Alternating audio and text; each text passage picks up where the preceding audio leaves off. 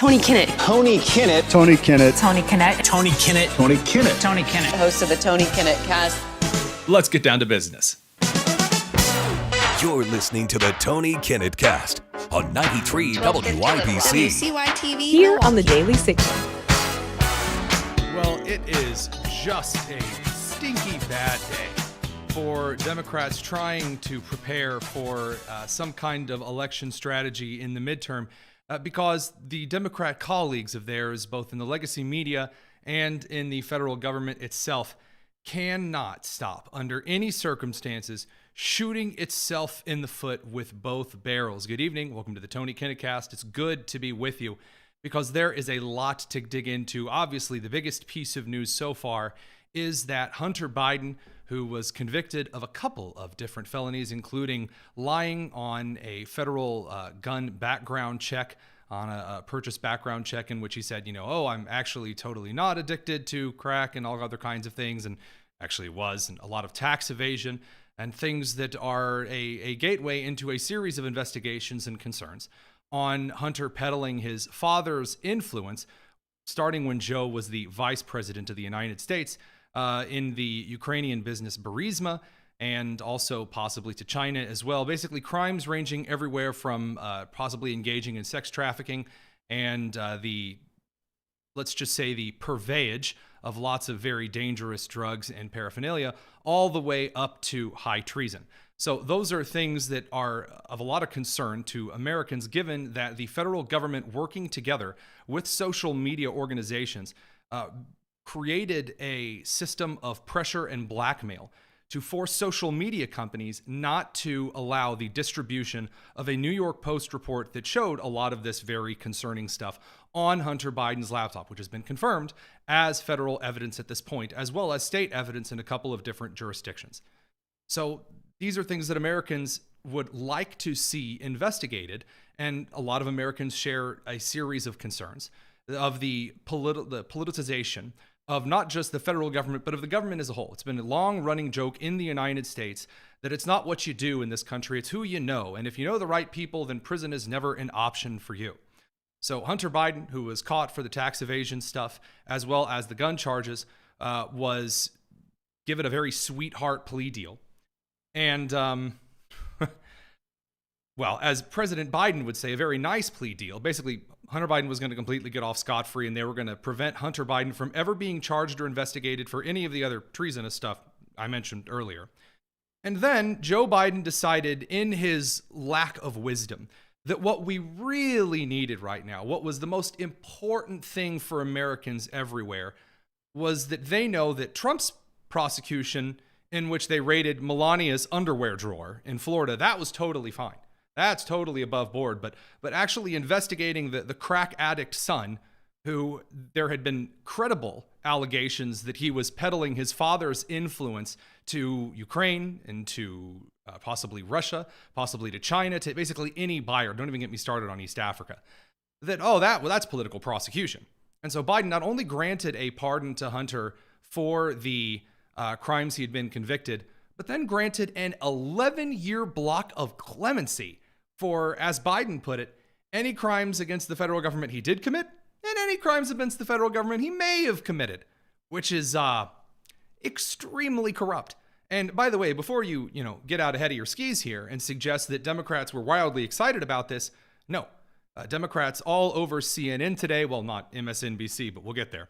But CNN all the way over to guys like Charlemagne, the rapper, Charlemagne the God, he calls himself, on Democrat media today saying, hey, you guys realize that this looks really, really, really terrible, right? Here's Charlemagne pointing this out. Hunter was singled out because he broke the law. That's number one. He was singled out because he had an illegal gun and tax evasion charges, not because he was the president's son. And I honestly don't care. I just want Democrats to stop acting like they are on this moral high ground politically when they have shown us they're not, whether it's skipping the primary process when Biden stepped down and things like Biden pardoning his son. Stop acting like y'all the pure party and Republicans aren't. And it also shows me elected officials can do whatever they want as long as they have the political will. He's correct. There have been other Democrats today. We don't really have the time to dig into these, but commentators over on CNN, also in Politico's in a very interesting situation in which there are Democrats pointing out, you guys know that Trump's been going around for the last couple of years saying that The Democrats can do whatever they want, and they're coming after me, and it's all a bunch of nonsense. And you realize that this entire thing makes it look like Trump is right. Because again, Biden didn't just pardon as, oh, he's just a dad and just loves his son, his crack addict son who never should have been in any kind of authority in the first place. Again, not to mention, the allegations of high treason. There's credible allegations for. So this is where things get a little bit fun. I guess I should mention rather quickly concerning the media. The commentators over on MSNBC are just in the loony bin and then some. So one commentator today saying that Biden should go ahead and pardon himself before Trump can have him investigated for anything, and everyone gets pardons, just like Oprah Winfrey out here with the pardons. Grant of clemency. I hope that President Biden will also issue preemptive pardons to all of those people threatened by the injustice of what will become the Department of Justice in the Trump administration. That, of course, includes Jack Smith and all of his staff, many Department of Justice lawyers. It includes President Biden himself, although we don't know that anyone can legally pardon themselves. He will need a pardon. I love it. By the way, if you are indeed some kind of legal analyst or commentator, may I make the recommendation that you know the law before you run your mouth about it? Kind of a pro tip, for you cool kids and cats out there. So that's hilarious. I remember the whole party about being above the law. This part, though, brings warmth to my cold, cold heart. So this is according to Kyle Becker over on X. Special counsel has begun rejecting the dismissal of the Hunter Biden case after Joe Biden's pardon. This is crazy. In a stunning legal motion, this is according to Kyle Becker, Department of Justice prosecutors are opposing Hunter Biden's request to dismiss his indictment, rejecting the notion that a presidential pardon erases the charges against him. Quote, the defendant pled guilty to all the charges in the indictment on September 5th, special counsel David Weiss's filing stated. According to the declaration filed on his behalf, the defendant again acknowledged his guilt in accepting the act of clemency.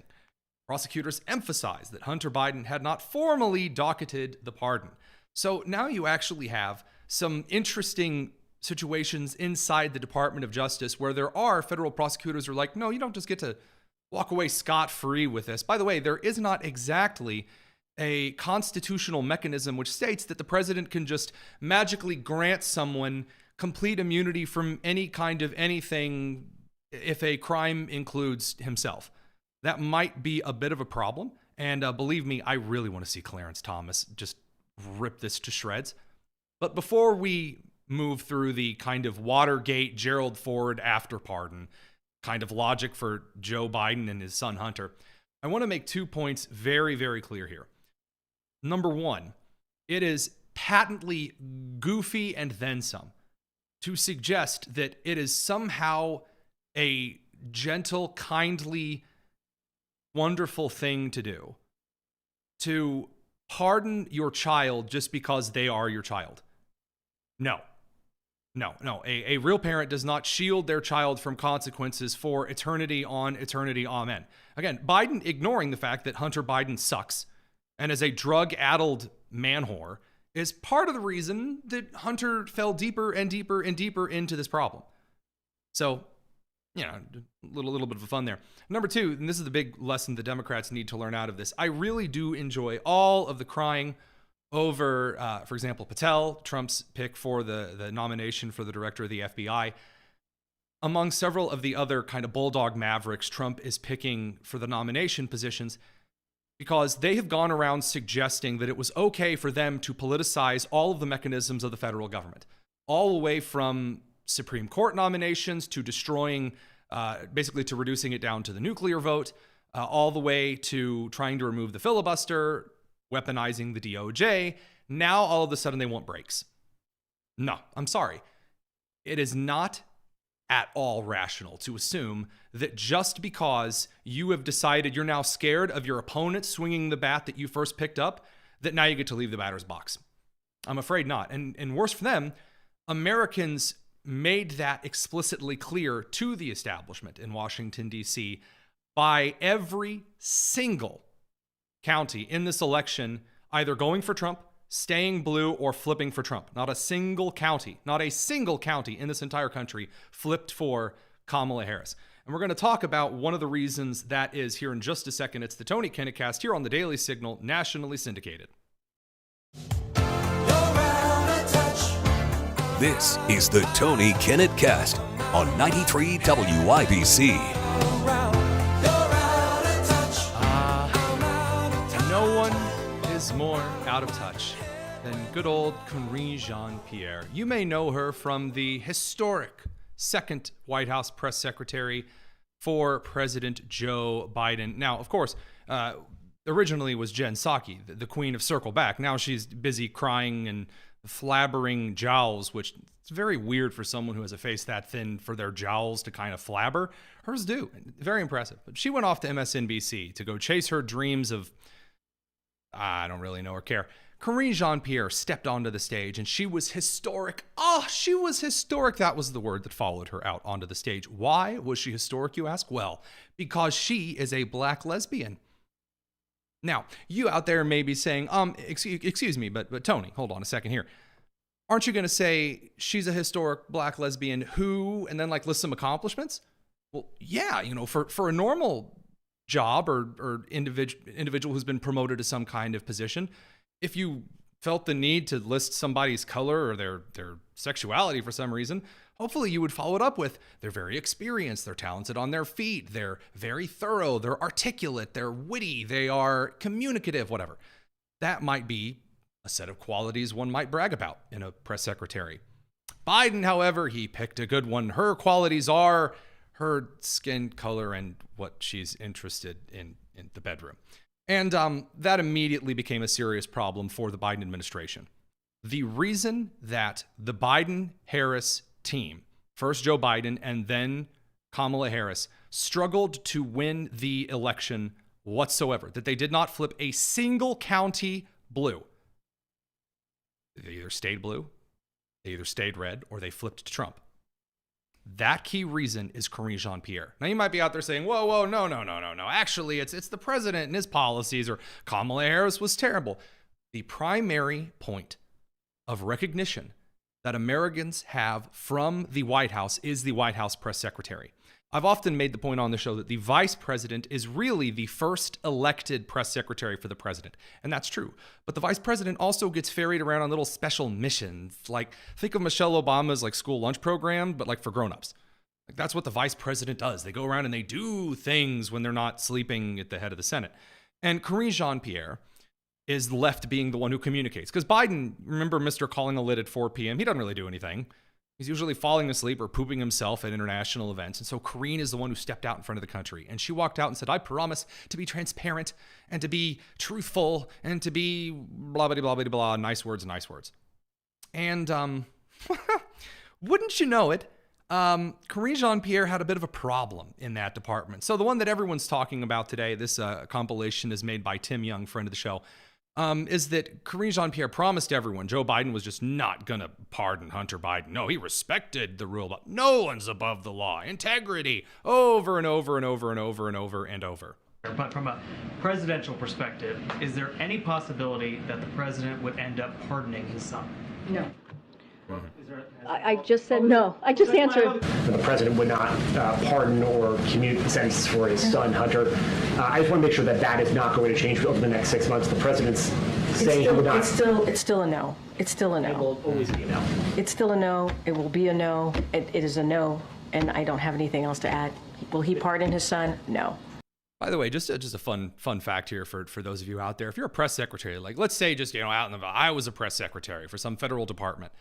One of the cool things that you need to keep in mind is that you don't answer things with such definitive sworn allegiance that you nail the administration itself down when something changes. Guys, the thing about politics, things change. Events happen, things change the calculus. Don't make lines in the sand that you're not prepared to hold. In Obama's red line case with Syria and Putin, back in the last one of the 3 or 4 Obama terms. So that said, what are some of the other greatest moments of Karine Jean-Pierre? Because this isn't a one-time thing. Karine Jean-Pierre made it her life's mission over Biden's term in office to completely reduce the credibility of that podium to 0.0 0%. So, of course, we have some of the more obvious and Hunter-themed examples, like telling everyone they swore that there were no Bidens around during the cocaine outside the Situation Room thing. There has been some irresponsible reporting about the family, and so I got to call that out here. Oh, and I brave. have been very clear. I was clear 2 days ago when talking about this over and over again as I was being asked a question. As you know, and media outlets reported this, the Biden family was not here. They were not here. The logs actually showed that she was there, by the way. You can find that log detailed over on Greg Price's X account, I believe. Then, of course, you had Karine Jean-Pierre telling everyone that she promised that FEMA wasn't selectively providing aid or giving funding to illegal immigrants. That, of course, was a lie. Former President Trump is accusing the Biden administration of using FEMA funding to support undocumented migrants. How is the White House responding to that? I mean, it's just categorically false. It was not categorically false at all. Then, of course, you had Karine Jean-Pierre saying that she agreed with border czar Kamala Harris that the border was secure. Is the border secure? I'm just going to refer back to the vice president. We agree with her. She is saying that there's a lot of work to do, right? She also said that in that very statement. We agree that the border is secure, but there is still more work to be done. And the border was not, in fact, secure at all. Then Karine Jean-Pierre got out in front of the country and said that Robert Hur was lying in his special report in which he detailed that Biden was too old and stupid to stand before a jury. Doctor, when can we talk to the president's doctor, and how come they haven't been asked to come out here and talk with us, given the Hur report that challenges the president's mental fitness? So look, just to speak to the Hur report really, really quickly. Special Counsel Hur is, as far as I remember, is obviously a Republican, a prosecutor. He's not a medical doctor. Yeah, because you need to be a medical doctor to recognize when an individual is clearly suffering from dementia. And, those Republicans, filling out a very specific and detailed report in which, by the way, he didn't even recommend that Biden be prosecuted because he was so old. My personal favorite, though, is Karine Jean-Pierre's passionate plea about something that was very important to the Biden administration until Biden issued the pardon for his son. We continue to call on Congress to do something. To do something. We need universal background checks.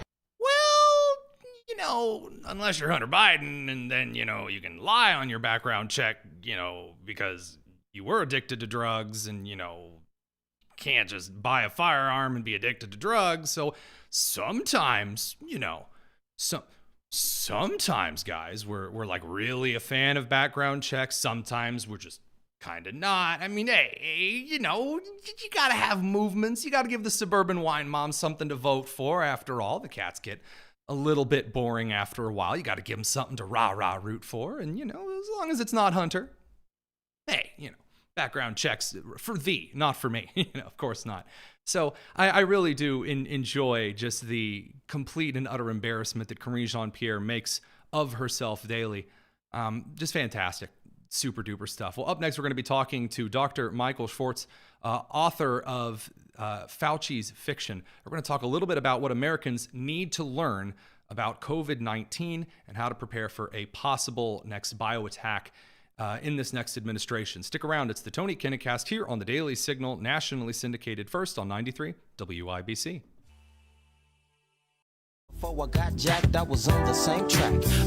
It's the Tony Kinnett Cast on 93 WIBC.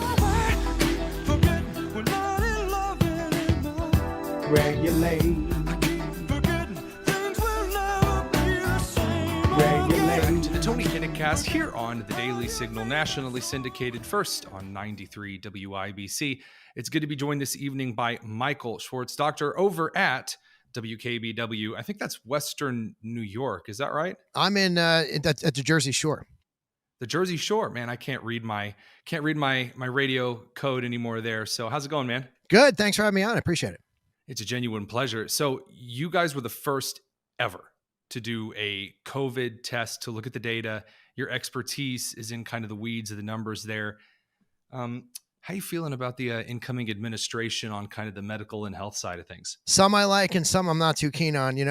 Dr. Oz was kind of pushing the vaccine. Dr. Neshawat, I've been asked about Jeanette Neshawat ad nauseum, and I'm not a big fan. When I go back and look at some of the tapes of what they were saying and purporting during COVID, I mean, these are the people I wanted to jump through my TV and my radio at because they just weren't saying what we were seeing.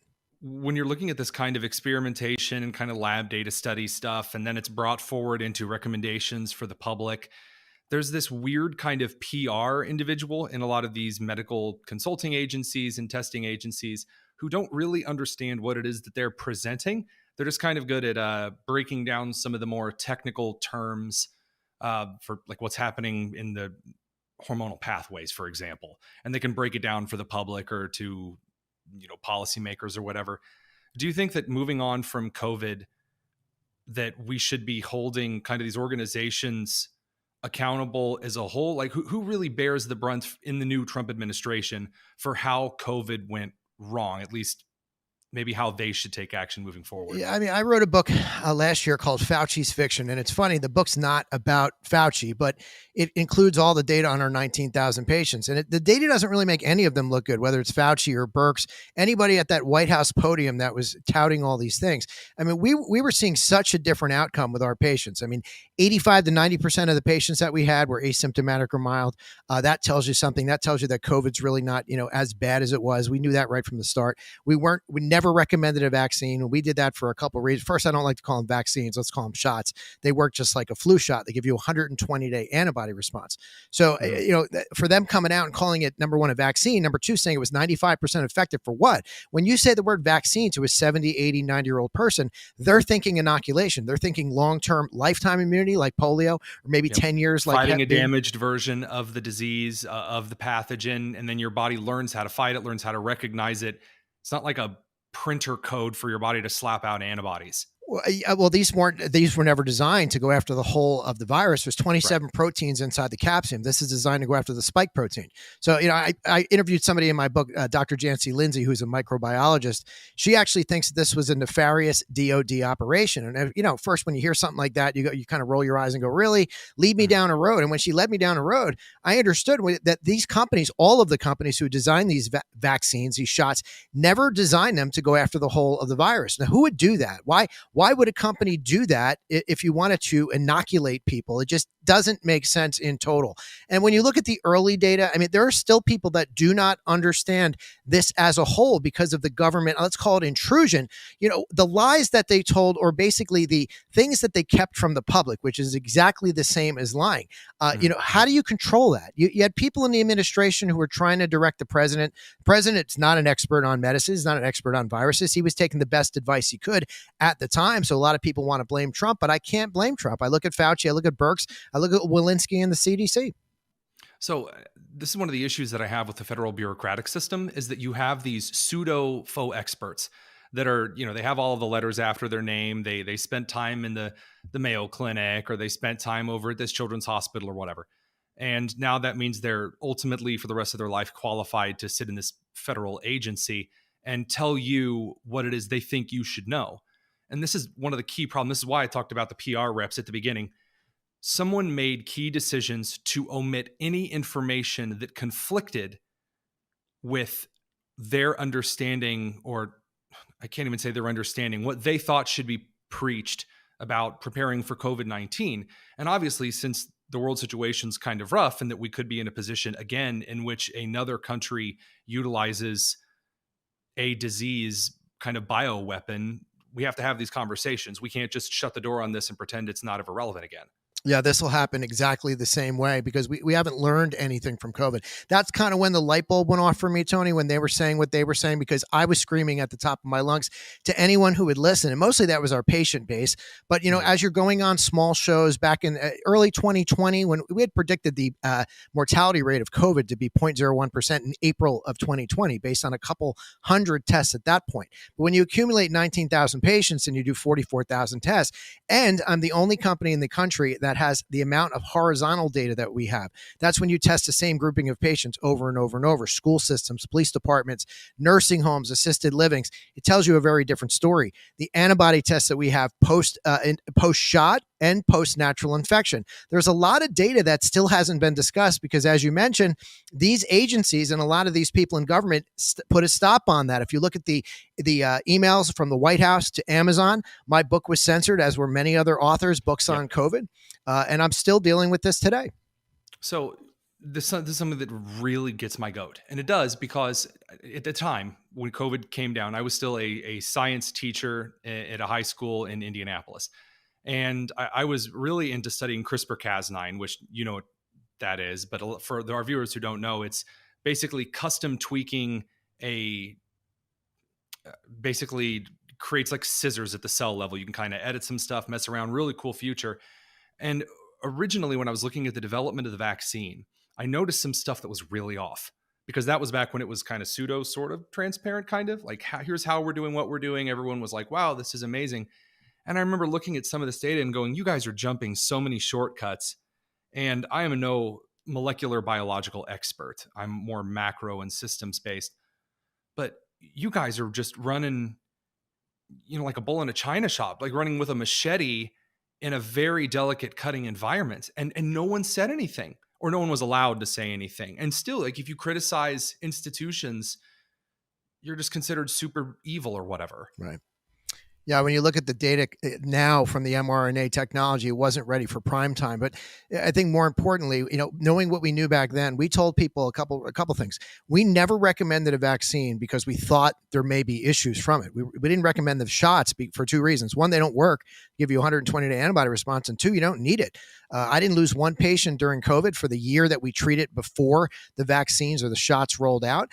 So if you were a patient of ours at the time and came to me and said, do I need this thing? The answer was no. Why would I give you an experimental, unproven technology for something you don't need? So now you had the world was a guinea pig back in 2021, and now the data is prevalent. And the government data, which is kind of funny, it doesn't lie, but Harvard agrees with me that only about 1% of what's out there makes it into VAERS in the government numbers. So That's so weird. If you know anything about medical statistics and data, to have just like a chunk that looks almost selectively put in, it's not just P manipulation, it's downright malicious. I'm sorry, I didn't mean to interrupt. No, you're absolutely right. I mean, look, when you talk to the microbiologists about this and you find out what's actually in these shots, and I write about that in the book, it's kind of mind-blowing. It's scary. And then when you talk, the book goes in different directions, because my first book, Fauci's Fiction, was about the basics of COVID, to understand it. Right up your alley when you talk about biology, how viruses transmit, how they mutate.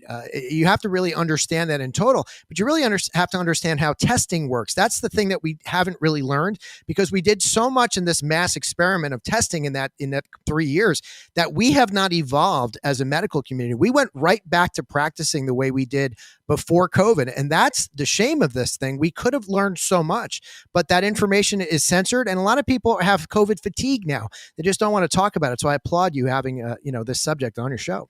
So, thanks. It's a joy to get to talk about science again. It's one of the things that I have missed since I've left the teaching profession and the administration stuff. Let's wrap our time up in this way, although probably have to have you back another time for a little bit more. How do we learn the lesson then? Let's say right now, at least those in the viewing network, they want to learn. What the heck do we do then? Right. I hate to say buy the book, right? I mean, but I put a lot of information in that. We'll put the book here on the screen. We'll put it in the description. If you say buy the book, then we'll go from there at least. I mean, I did that for a reason. That conversation that I had in Fauci's Fiction and now Vaccine Fiction is the same conversation I had with thousands of patients. And enough of them said, you really need to write a book. You get tired of telling one person at a time. And I didn't write the book because, you don't make money on books. You wanted to write the book to help the whole of humanity. I just wish the information was allowed out a lot sooner. We could have saved a lot of people. My mom died during COVID. My dad died during COVID the last couple of years after they took their shots. A little suspicious in the way they went. A lot of friends that I've lost since those shots. I see a lot of issues with patients because it inflames areas that it's not supposed to. It inflames areas of instability. It's giving you an inflammatory reaction that you don't need. So people really need to understand the whole of it rather than the myopic view that they might have from experiencing it themselves. I have the view of 19,000 patients and a lot of data to go along with that. It really tells a different story. Just kind of a last closing thought here, because I know you got to run. There's an aspect in medical policy that I think about a lot, which is not meddling in things that we do not yet fully understand. So a family member of mine has von Willebrandt's. So her blood's a lot thinner, less platelets, kind of an issue there. And we have to be very careful whenever she takes any histamines or anything like that, because you don't know what other systems you could topple over. Yet this particular COVID-19 vaccination procedure, just, again, knocking things over left and right. People don't know what they're doing, and it infuriates me. It's an abundance of cancer that we never expected. It's younger people now. It's the woman who would have a joint issue at 40 and now it's coming out at 20. It's the man who would have a heart issue at 70, but now it's exhibiting itself at 40. These shots did more damage than people know. And when you look at the data, I said, if you look at these charts, the numbers are outrageous, but the mainstreams won't report on it. So again, I applaud you for bringing it out, because the whole of the world needs to hear this story so that this never happens again. Dr. Michael Schwartz, appreciate you coming on. We'll make sure that the links to your literature are in the comments, again, on the Chiron as well. Thanks again, sir. My pleasure. Thank you, Tony. We'll be back in just a second. Don't go anywhere. It's the Tony Kinnett.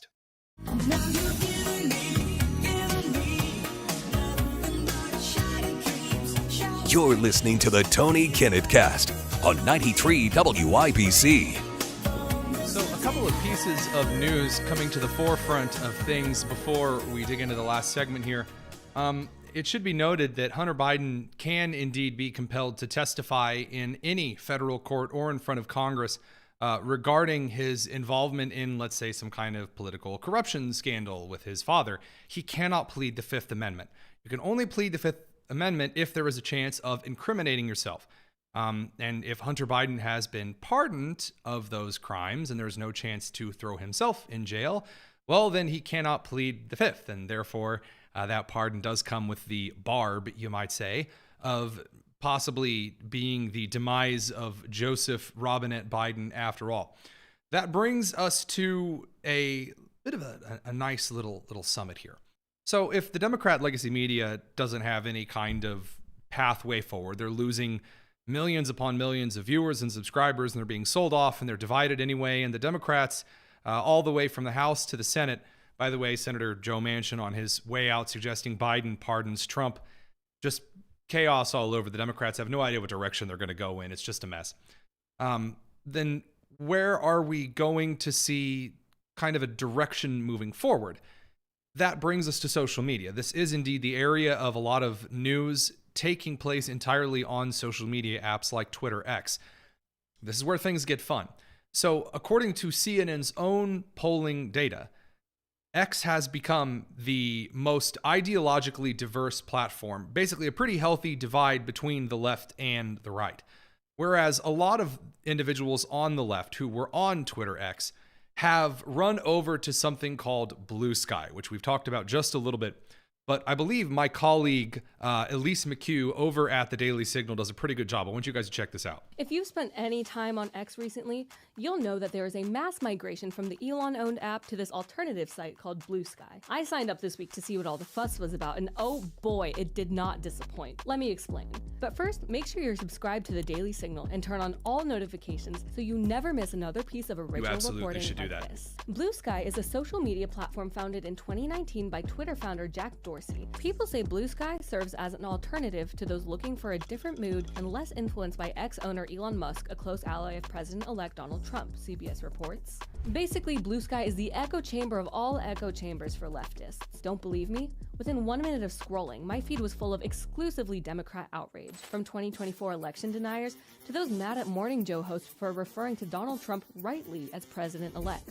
This feels like if those post-election safe spaces on college campuses were a social media site that's also infested with pro-pedophile discussions and furry and anime pictures bordering on, let's just say, inappropriate. So we're going to stop right there and make sure that you go check out Elise's content. She's doing some really great investigatory work. I also have unfortunately decided to dip my toes into Blue Sky because I had received reports not just from individuals and friends of mine on the left, but also those who, for Blue Sky and kind of like reporting moderation companies, have stated that they have been inundated with requests for reporting and the removal of content that is pro-MAP, i.e. a pedophile, a minor attracted person, or an AAM, which is an adult attracted minor, really gross stuff, has become so prevalent on the site. Blue Sky cannot even take down the hashtags that are being put up onto the site. And I want to make this clear. To go on Blue Sky myself, I have the app set not to display images unless I select it to. So I have to actually click on each individual post and then choose for it to load, because that is how prevalent the child abusive images are on the platform. Animated, real, everything else. It is truly and utterly disgusting. How the FBI is not currently investigating the allowance of this on the platform and the under moderation is beyond me. But this seems to be where the left has made their home. Now, a lot of people on the left are very upset that this is there. They don't want this to be there, but they have cornered themselves into an echo chamber that is all about this kind of hyper inclusivity where only those on the right are not allowed. I created 3 conservative accounts over the last week. One was an establishment kind of Republican account. One was a traditional conservative account, and then one was a libertarian leaning account. All 3 accounts have been banned just because I tweeted references to news articles. Nothing inflammatory, nothing exacerbatory. For one account, the establishment account, just by posting an article from townhall.com, that was enough to get the account banned. So this is a very closely moderated dumpster fire of a social media site that the left has created for themselves. The right created Parler and Truth Social, but it all does come back to Twitter X because nothing has done something better than Twitter X to replace it. In order for something to replace something in the free market, it has to do the thing better. Content moderation ain't enough. It just isn't. The reason that Facebook replaced MySpace was because Facebook did what MySpace was doing better. The reason Twitter has largely replaced a lot of other social media point-to-point posting applications is because Twitter X does it better. Blue Sky, and before that Mastodon, and since we're listing things, Parler, and whatever, they just don't do it better than Twitter X does. And because there are low content moderation standards on the political side of things over on X, it is still the de facto place for news to break and disseminate. Now, that has its own pros and cons, but this is a place that over the next 4 years, you're not going to see anything move unless something big happens to do it better than Twitter X, which means the left has a serious problem.